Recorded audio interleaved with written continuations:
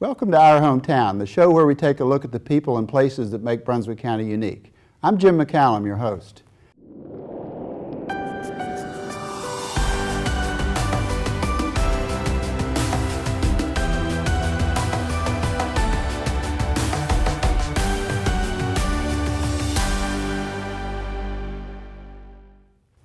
This month is Cooperative Month. My guests are the two CEOs of the two large cooperatives here in this county. They are O'Neill Miller on the far side, and to my left, Don Hughes. Gentlemen, welcome to our show. Glad to be here. Thank you.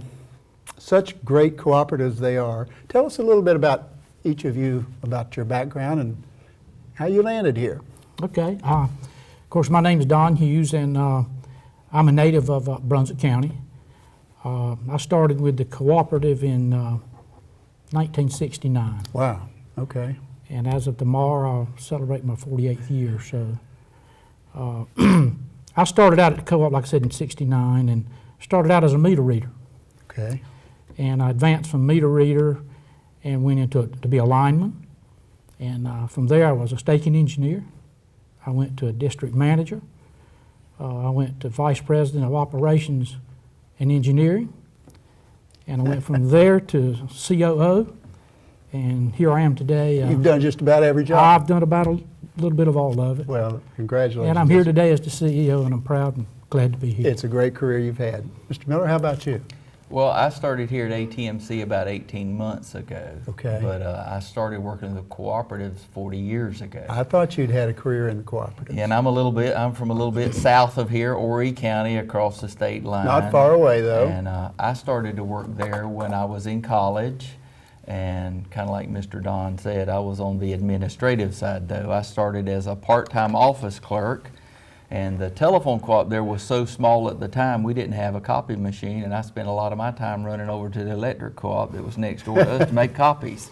So I was an office clerk, an accounting clerk, an accountant, accounting supervisor, internal auditor, comptroller, and chief financial officer for the last 20 years I was there. And I retired because I could. And I had made a decision that I would I had no intention to ever work again for a living. I wanted to be volunteering in the community and things like that, but... you got hauled back into it. Always been aware of ATMC over the years. We did some things collaboratively together, and they called me up and acted like they might need me to help them a little bit, and I was glad to get back into the co-op system of business. We both have great stories. Our viewers will want to know this, and I hear the term frequently, cooperative. Would one of you tell our viewers what a cooperative really is? I can go. Sure. A cooperative is a way that a business does business, and I think it's the best enterprise system that businesses can do, because the first thing is that cooperatives are, by their nature, nonprofit. So we're not trying to make a bunch of money. What we're trying to do is to provide a service to the community. Right. And back in the early 30s, around the New Deal with some FDR things, the Rural Electrification Administration started, and it was for electric co-ops to push electricity out in the rural areas. And more prominent in the South, would I be right? Yes, all over the country though. I think electric cooperatives are in over 40 states, and wow. I think there's about 900 of them now in America. Telephone cooperatives were the younger sibling of the electric cooperatives. In the 40s, I think it was 1949, the Rural Electrification Act was amended to allow for us to do the same thing with telephone service out in the rural areas that had been done with electricity. Okay. So both of them were programs where that the people living out in the country could appreciate some of the same utility type services they were getting in the more urbanized areas. There are a lot of principles about cooperatives, and certainly one of them is that we're democratically controlled. We both have board members. I wanted to talk about that. And we do a lot of participation in the community, so it's a service industry. We'll talk about that too. And I know you may have some differences, but you're both very similar.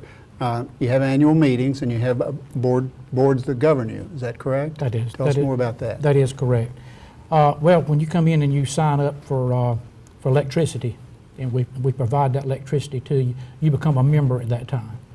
And I think I've gotten a recent notice of your meeting, and the option to vote at your meeting, am I right? That is correct. We have our annual meetings on an annual basis. Usually, our annual meetings are in September. So, yeah, we have, like I said, we're governed by a 13-member board. We're divided up in 13 districts. Right. So you get a representative sample from throughout the county. That is correct, and those folks, the board of directors, are voted on by our members. So, and what those members get from us when they sign up, we give them reliable service is what we'd like to do. In fact, we're proud that our rating as far as outages of being on is 99.9% of the time your electricity is going to be on. And that's something that we're very, very proud of when they sign up to be a member of Brunswick Electric. And Mr. Miller, you don't cover quite the same area in as much as you cover most of Brunswick County and part of Columbus County. Yes, sir. Am I right? We have a little different footprints, but basically the core philosophy of co-ops are the same. We're providing service. Ours is telecommunication, where Brunswick Electric's electricity. And we have 8 board members, and much like Mr. Don said, they're elected by our membership at our annual meetings, where we basically give an overview of what's happened over the last year, you know, what we see going on in the next year.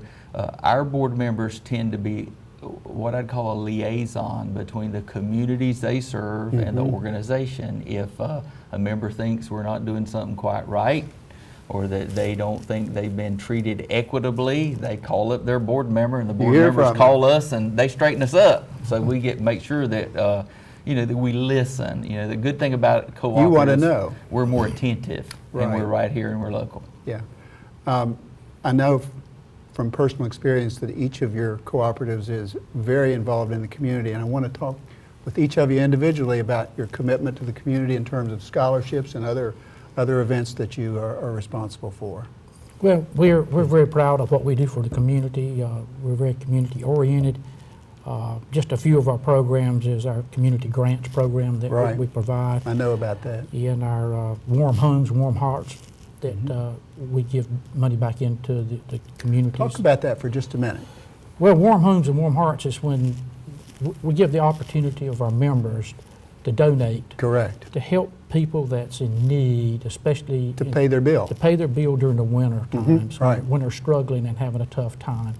And we let the agency from both Columbus County and Brunswick County take care of providing that money and how it's shared among the members. So, like I said, we got community grants. We got Bright Ideas. Bright Ideas started from one of our employees that was in Walmart one day and in line behind a teacher. And she questioned the teacher, why was she buying so much supplies? And they said, well, we don't get provided these supplies at the school, so we have to provide them ourselves. Right. So that triggered Bright Ideas, and that program's been going on for some time now. We provide that back to the schools and our communities. Mr. Miller, ATMC is similarly committed. Talk about that for a minute. Yeah, ours are called a little bit different, but it's the same basic approach that we have into helping our community grow or helping our community where they need us. So we do educational grants, much like their Bright Ideas. Most of those applications come from teachers who want to be able to supplement their budget somehow to make a difference in their children's lives.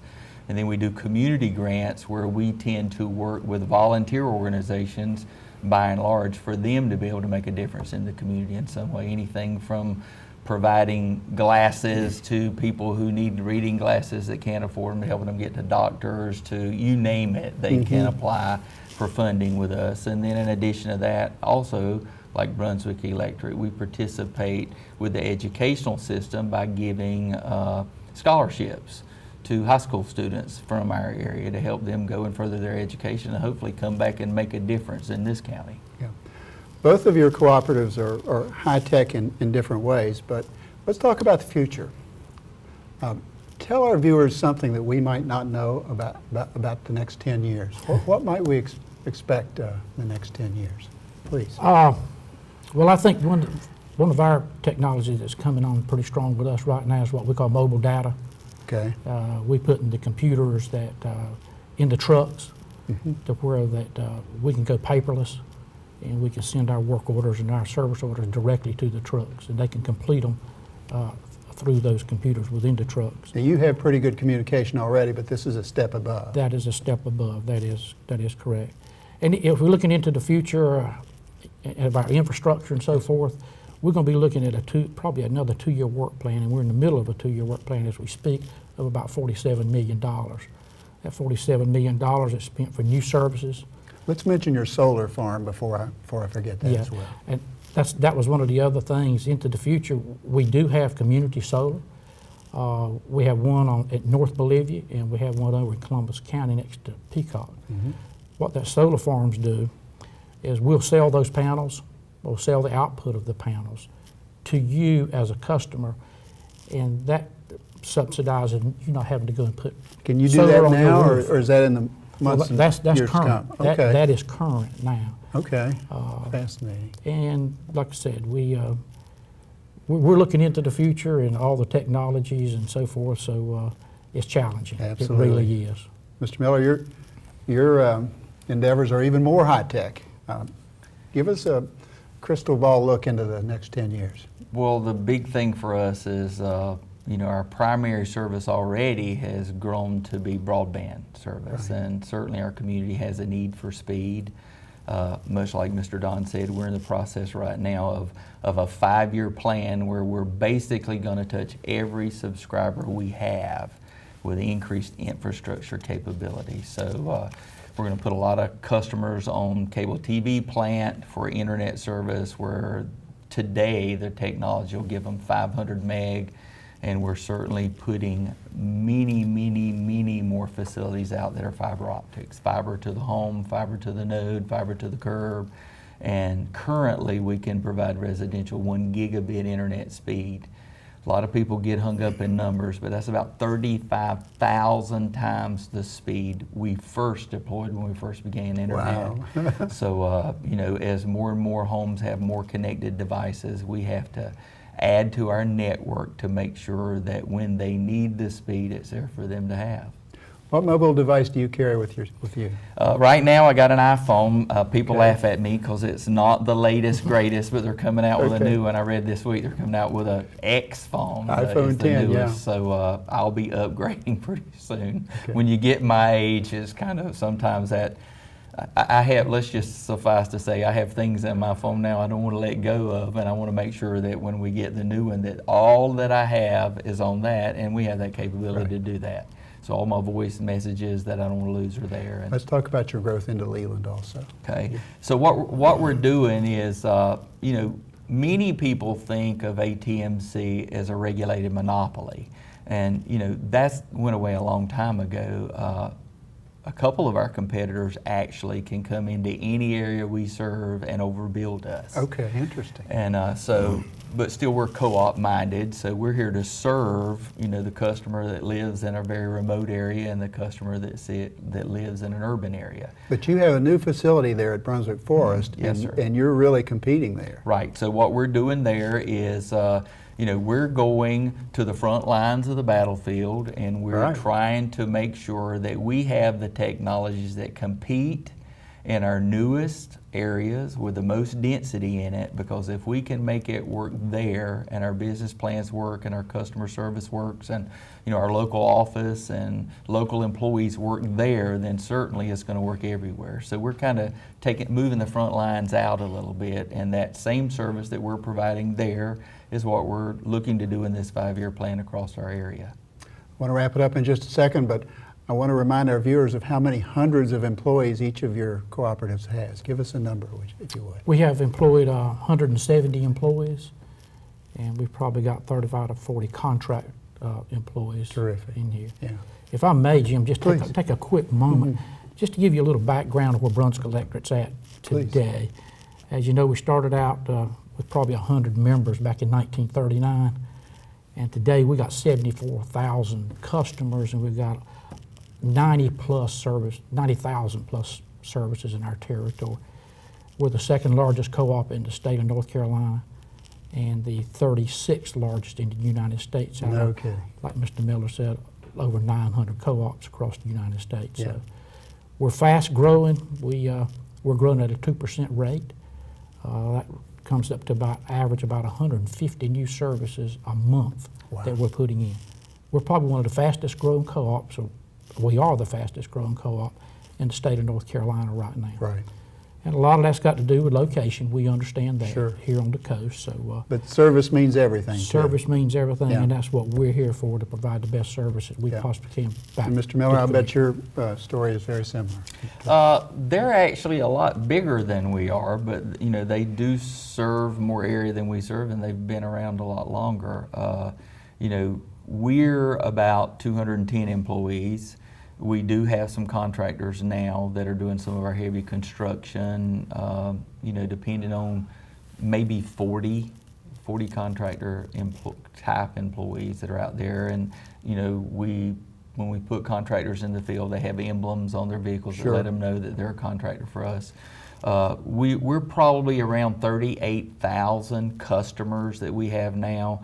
One of the big differences is our primary line of business, like I was saying a while ago, that was telephony for the first 25 years we were here, and all that we did is currently our second largest subscription. Interesting. And that broadband is our #1 service Yeah. now. So, you know, we're working to do that. You know, we both are working to collaborate as co-ops to try to, if there's a way that we can improve efficiencies or improve operations somehow by teaming together, we're sister co-ops. That's what we should do for each Sure. other. And your collective impact on the community is just enormous. And I want to thank both of you for being with us today. Yeah. Mr. Miller It's my pleasure. and Mr. Hughes. Pleasure. Thank you Thank you again. very much. Thanks so much.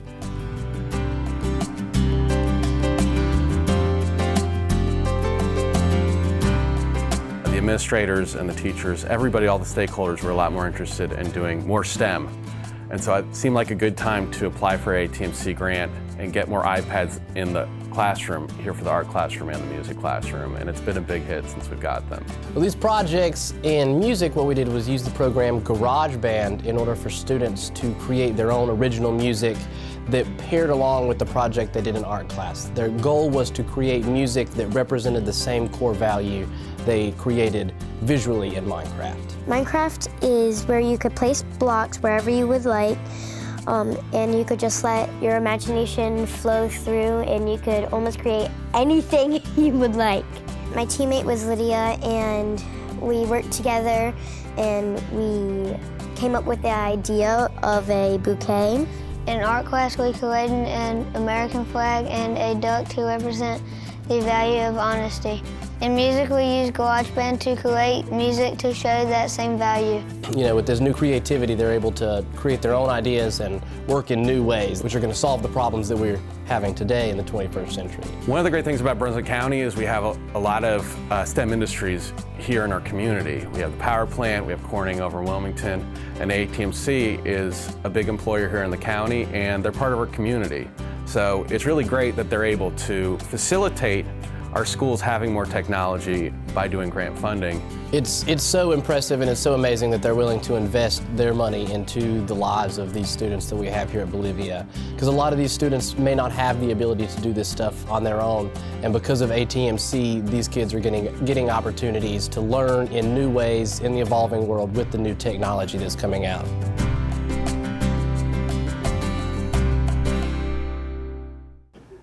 The town of Belleville has a vision for redevelopment, a vibrant future for our old downtown area, a place on the river for shops, dining, and relaxation, accessible to both boaters and land visitors. Belleville also is committed to our vision as a place that embraces nature and our wild resources that we have here in our town.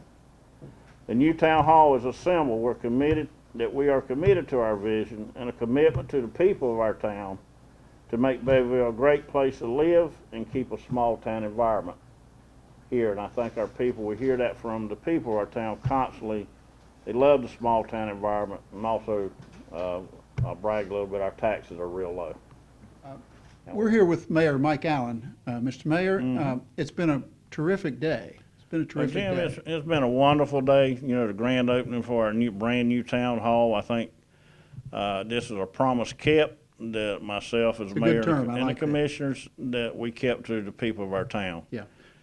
This is for them. Like I say, we needed a new town hall. This is the first facility that we've actually built since the town was incorporated in 1977. How about that? So we promise people, you know, for elected officials, a lot of times we make a lot of promises and sometimes we don't keep them, but every promise we've made, we've kept. Let's talk about two things that loom large in the future.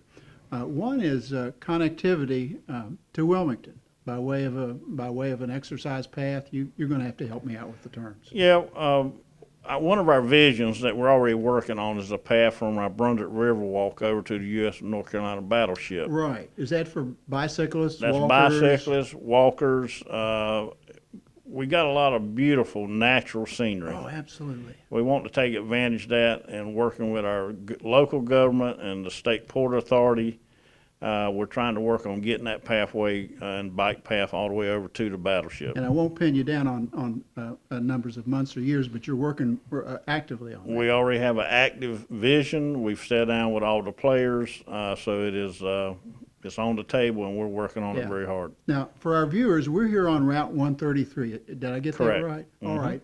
And we're right on the main drag, but across the street is what we'll call the crown jewel of potential for Belleville. Yeah, it's kind of like a diamond in the rough. It's the original old Belleville, or actually it was the business area for the north end of the county. That's true, it was. For many, many years, A number of because years ago. Highway 74 going into Wilmington until 1977, when the bypass and a new bridge was placed, and it And you died. and your commissioners have ambitious plans for that in the months and years to come. Yes, we do. We got a gorgeous waterfront there. Right. We're looking at putting a marina in, and basically a concept kind of like what Wrightsville Beach has in Mayfair, A commercial area? commercial and residential. Right.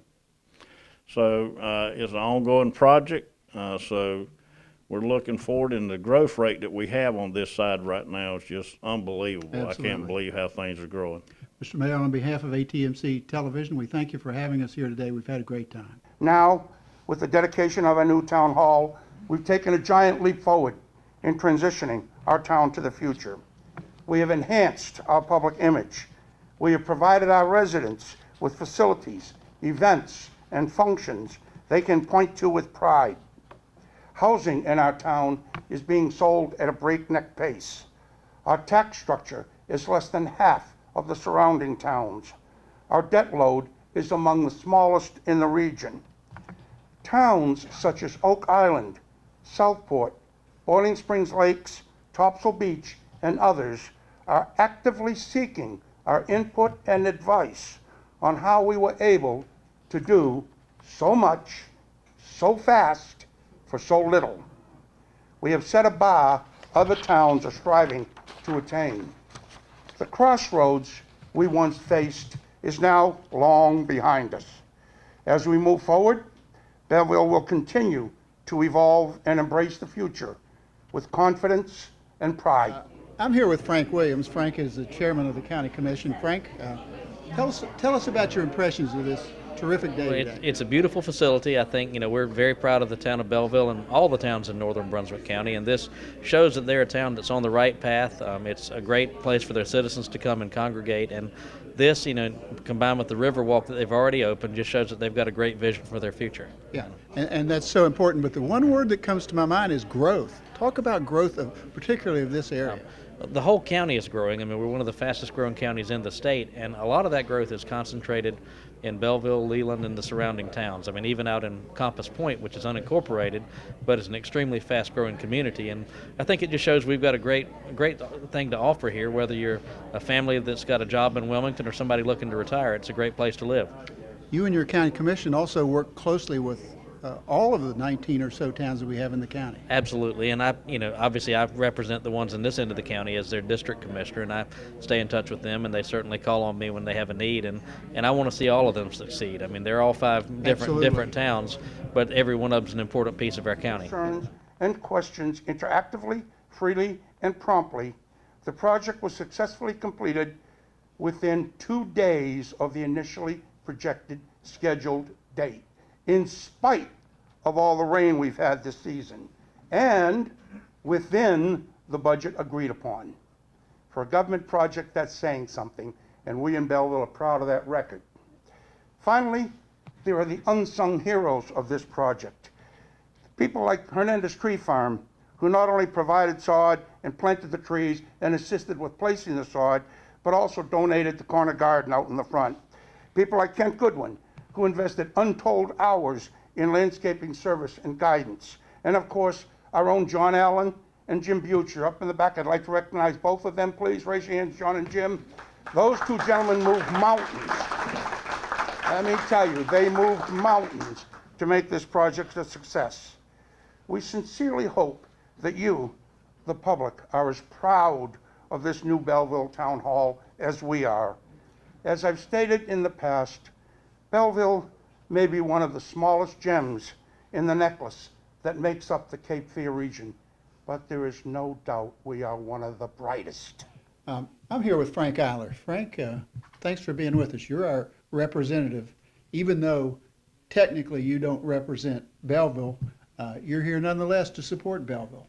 Absolutely. Belleville is a huge part of Brunswick County, and I've told everybody in Brunswick County, just because all of them can't vote in my district, that I represent the entire county, and municipalities like Belleville have helped build the county over the years, and we're very proud of them. Yeah. Talk for just a minute about this wonderful facility that we're in right now.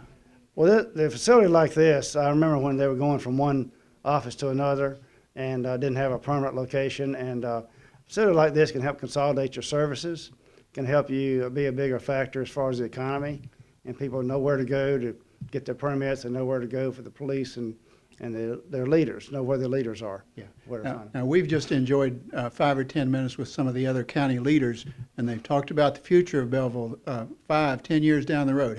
Give us your vision of what you see here. Well, the growth of Belleville has had the last 10 or 15 years is almost nothing to what's coming in the next 10 or 15 years. Yeah, right. They've got such potential, particularly on the waterfront over here, and just a fantastic potential if they can develop what they have. Yeah.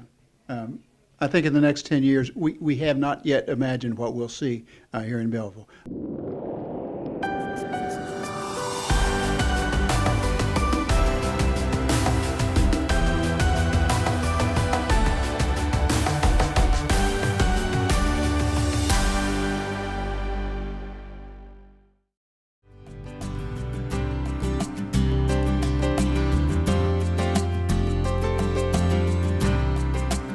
We try about once a month to make a few video packages, and we go over to ATMC, and the two guys there, Aaron and Nathan, help us to put together a little news show where the kids get to host, and it's totally student made except for those two stitching everything together.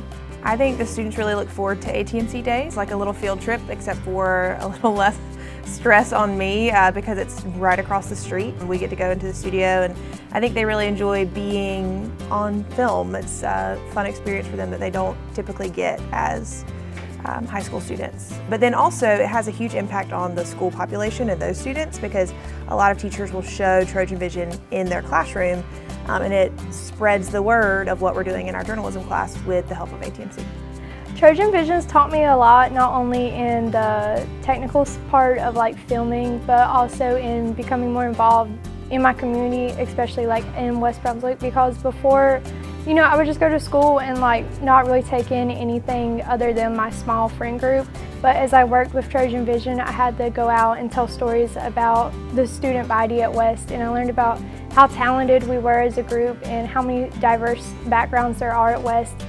Trojan Vision has been a really big learning experience for me, and I've had a lot of fun through it, and I've really enjoyed working with ATMC through it all because it's really helped me to see the professional side of it and learn a lot of good technical skills that I can use. I think being able to interact with ATMC and use all of their technology and along with the Macs and the other tech that we have here has been a great learning experience and has really been a lot better than just the usual classroom setting.